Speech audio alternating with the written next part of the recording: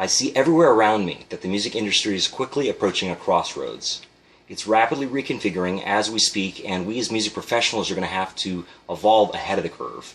With the rise of internet streaming media services and online marketplaces, for example, both television and radio are looking more and more like they're on their way out, at least how anyone up to this point would recognize them. I realize that there are a lot of challenges ahead. As a musician, the challenge is no longer being heard or increasing your audience. After the social media revolution, you now have to go forward knowing that nearly everyone on the planet that you're going to want to hear your music is probably going to be able to hear it at any given point.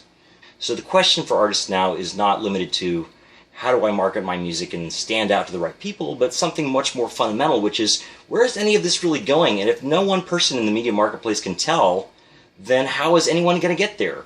I think that a lot of people are grasping at straws. They want to fit into a secure market with their genre, but they don't want to be exclusive. Now, country artists are rapping and rockers are adopting country formulas.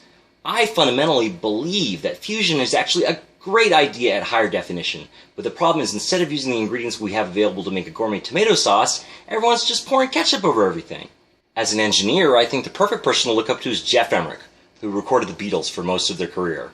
He not only became a master as an innovative technician, but he really got inside each one of his artists' heads to try and cultivate their imagination when it came to the design of what a sound could potentially even mean.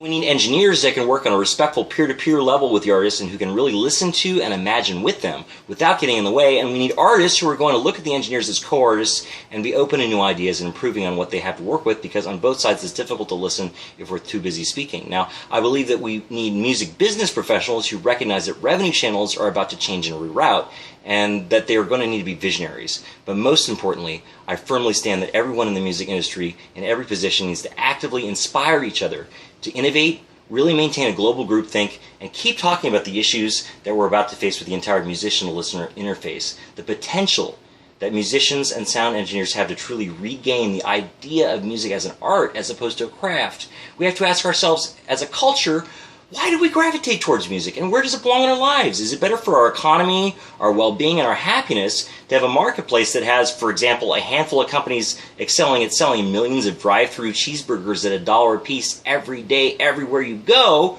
Or should we as a society be more demanding of our economy, look to cultivate success with deeper meaning in more places and with an emphasis on quality? I'm Ken Goldman. This is what I want to represent to my industry, and I look forward to potentially working with any and all of you.